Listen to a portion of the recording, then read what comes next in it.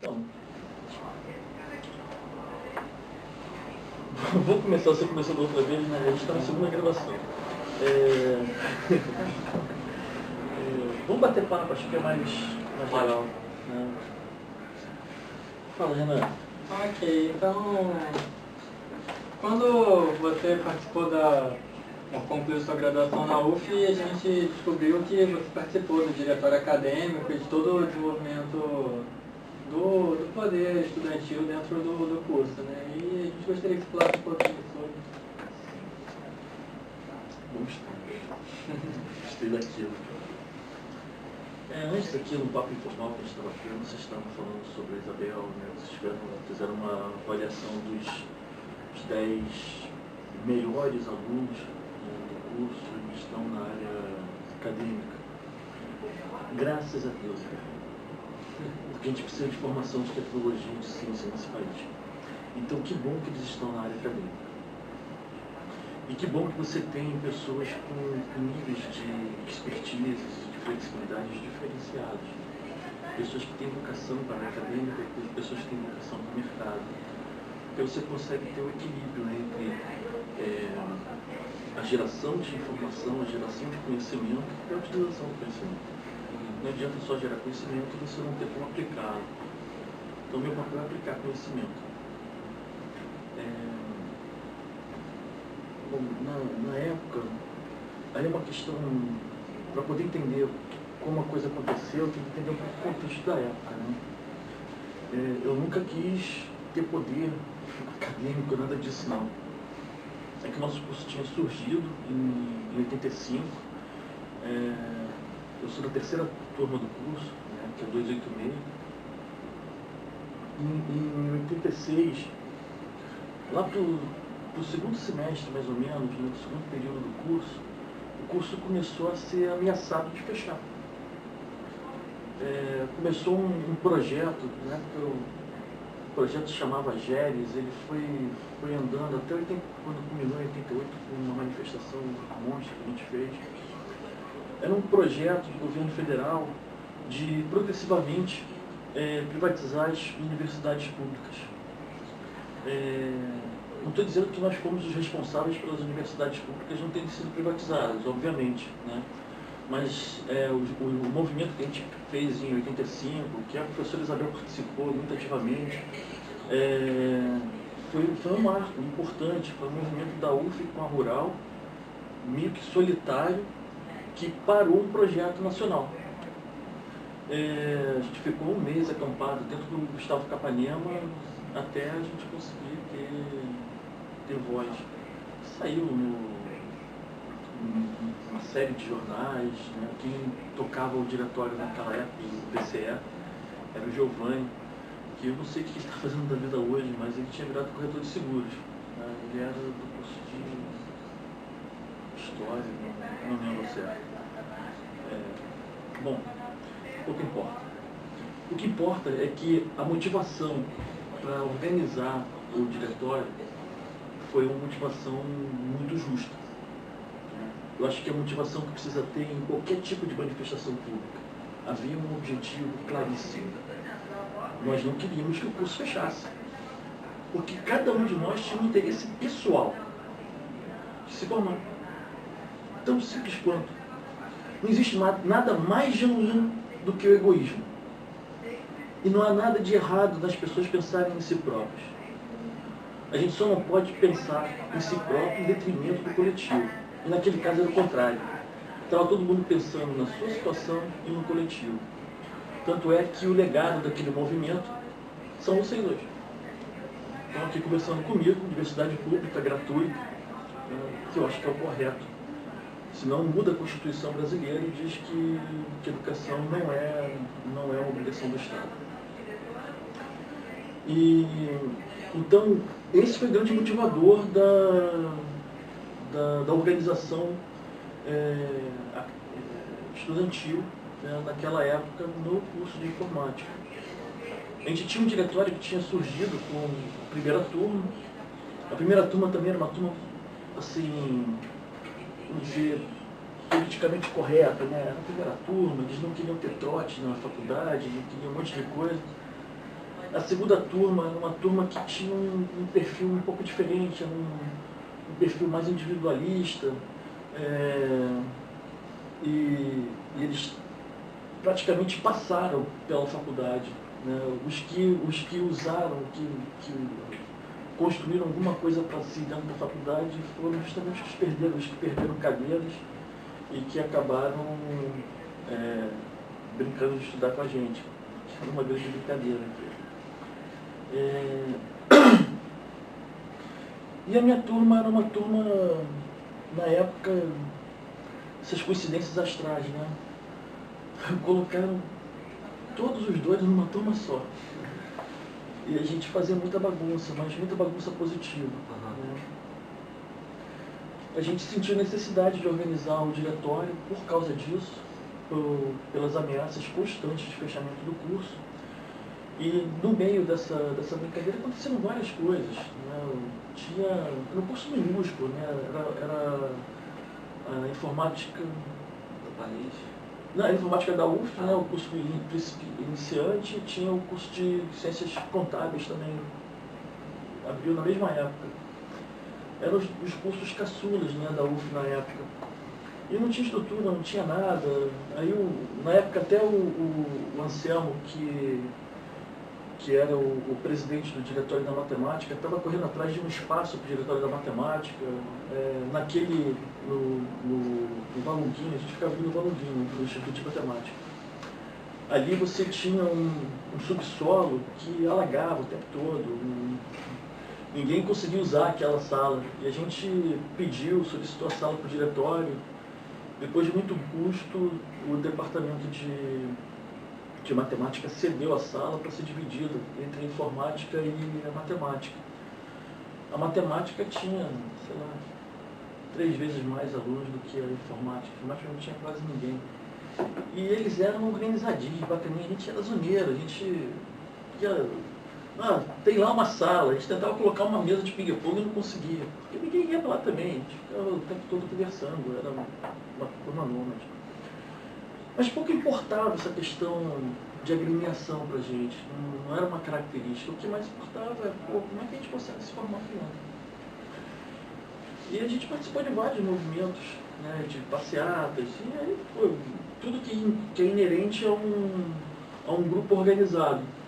Muito mal organizado, mas organizado.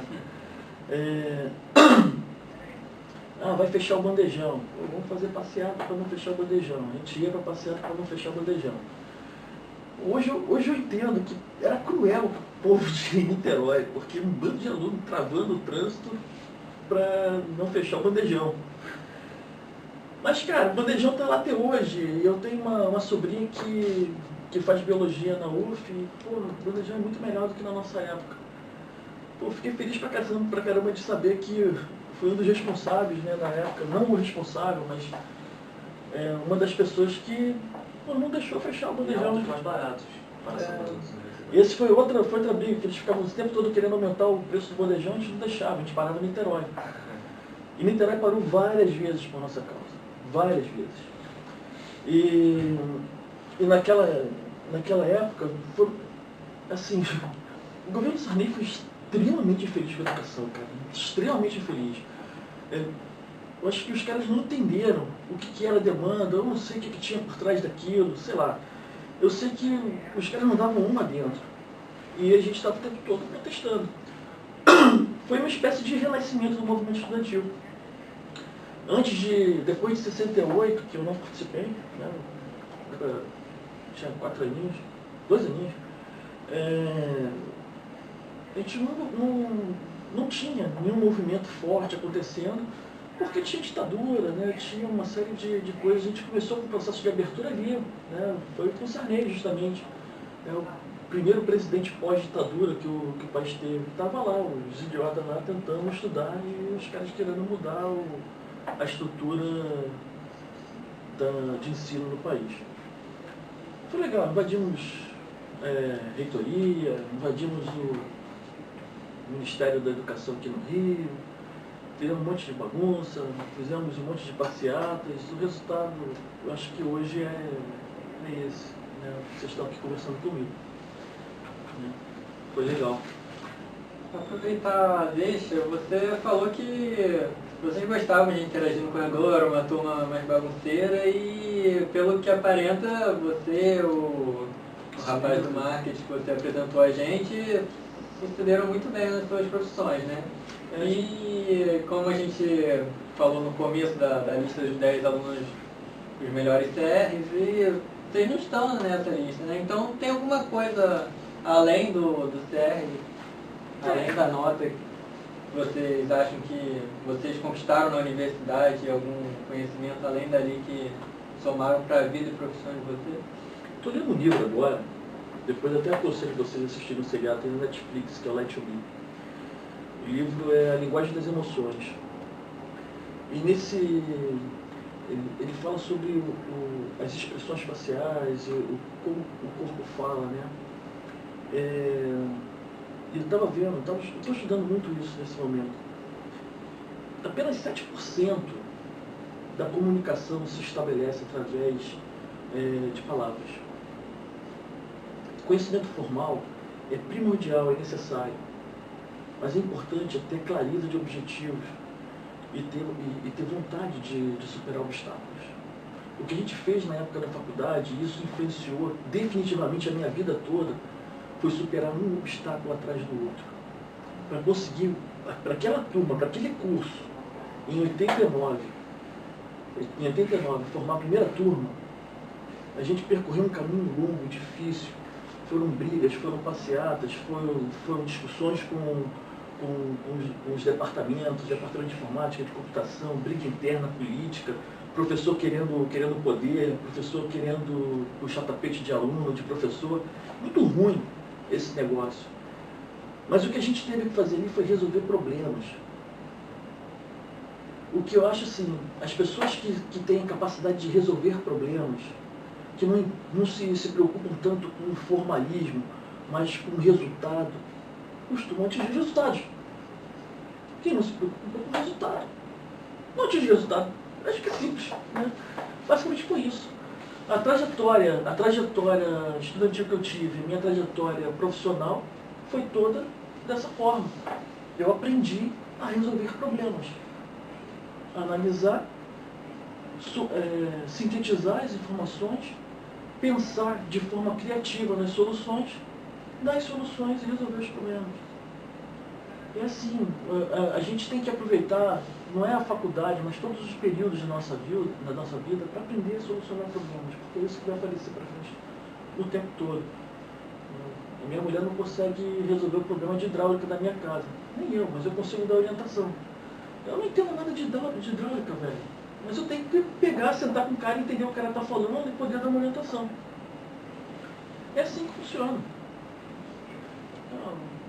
E ter audácia. Acho que foi... A diferença talvez esteja aí. Mas a gente precisa de pessoas também que tenham capacidade de geração de conhecimento. Cada um tem o seu jeito. Eu acho que não existe um certo nem um errado. Existe uma pessoa que está mais adequada às regras de um jogo e outra mais às regras de outro jogo. Eu e o Silvio, a gente se adequou muito bem ao Benjamin, que eu falei para vocês antes, a regra do jogo empresarial. A regra do jogo da vida que te força o tempo todo para o embate, para o conflito, para a solução de problemas.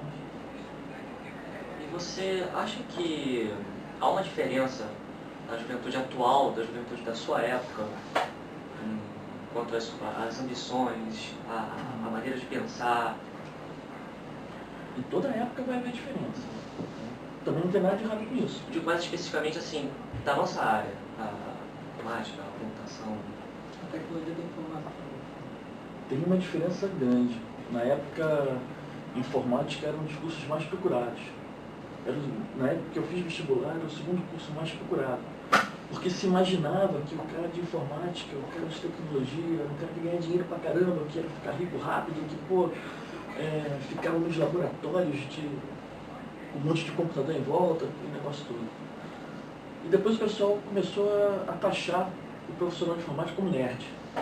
E ninguém queria fazer informática. E hoje você conseguir aluno para estágio é um inferno, porque ou os caras estão já muito... E outra coisa também, a gente meio que desbravou o mercado. O mercado está desbravado, então Eu acho que não sai ninguém de um curso de informática hoje fica desempregado. Na minha época,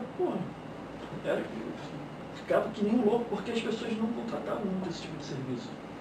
Então hoje computador é um negócio que faz parte do dia a dia do bebê. Ele pega aqui um smartphone e um computador. Isso aqui é muito melhor do que o primeiro computador mainframe que eu trabalhei com perfuradora de cartão lá no NPD da UF. Então, tem muito mais memória, muito mais capacidade, rapidez de processamento. A diferença está um pouco nisso, né? O ambiente mudou. Então, o que tinha lá atrás era uma perspectiva de uma carreira de grande sucesso e retorno econômico, que não é tão verdade assim. E o que tem hoje é um mercado amplo pra caramba e as pessoas meio que não se preocupando tanto com esse mercado. Essa acho que é a grande diferença. Não sei se eu respondi a pergunta. Sim. Nesse aspecto especificamente. Foi. Já cobriu a grande maioria do tema. Segura aí, Roberto. Eu vou fazer uma pergunta que eu acho que pode tá aí, Roberto? Eu acho que cabe a muitas pessoas. Você disse que no seu segundo período, primeiro período, você eu vou fazer biologia, vou fazer história, vou fazer psicologia. Especificamente, o aluno que adentra uma área como a computação, o que você coloca hoje para ele?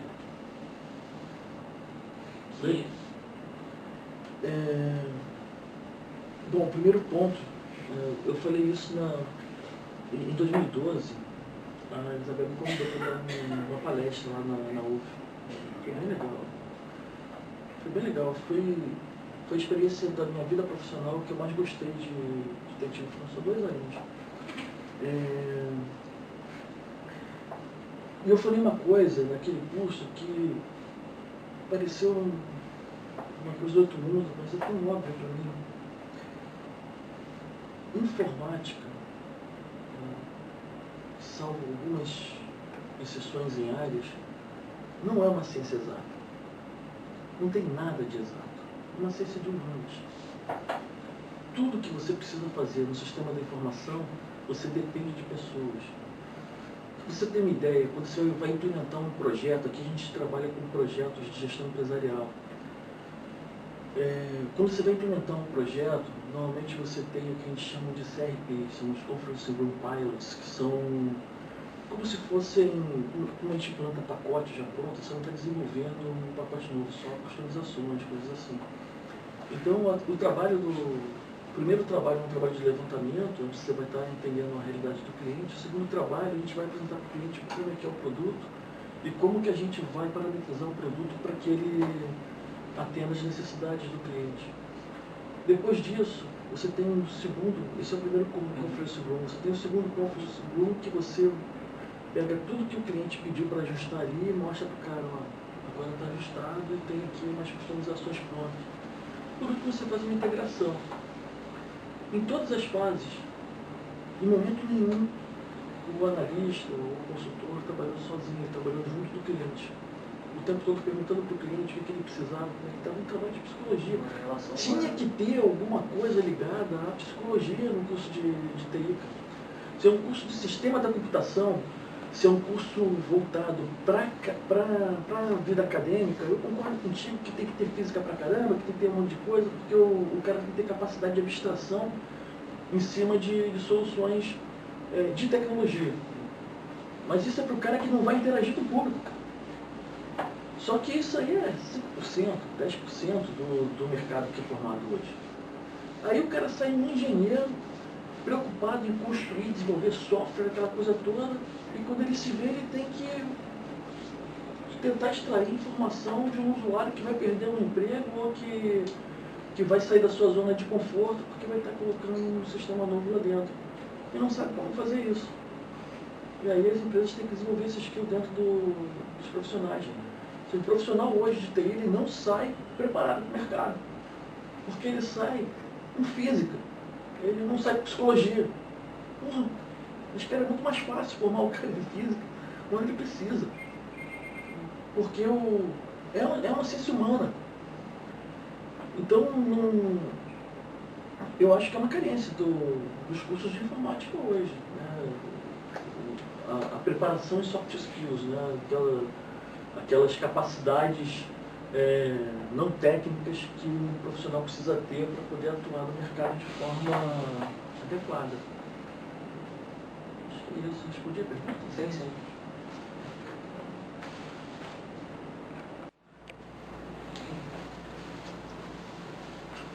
Então agora eu vou falar sobre a tua empresa. Tá bom. Porque, na verdade, eu preparei pão de queijo, aquela coisa toda. Eu tenho uma missão grande aqui dentro da FTC. Eu preciso melhorar a pirâmide da empresa. A FTC é uma das empresas mais sêniores no mercado. Então, a nossa pirâmide é 100% invertida. Acho que para cada 10 sêniores eu tenho uns 4 plenos, uns 2 júniores e um trainee. Tá errado, né, cara? Fica difícil você manter preço no mercado. E a gente tem uma dificuldade grande de trazer gente capacitada para o mercado. Então, eu tenho um interesse direto, né, em fazer com que o time de alunos da UF entenda o que a gente faz aqui e se interesse também. E vem aqui trabalhar conosco. A FTC é uma empresa que está completando esse ano 10 anos de vida. Não é uma trajetória tão simples. Né? Eu vi muita empresa surgir e desaparecer nesse período. Especializada em Oracle Business Suite, que é o ERP da Oracle, a maior concorrente mundial da SAP.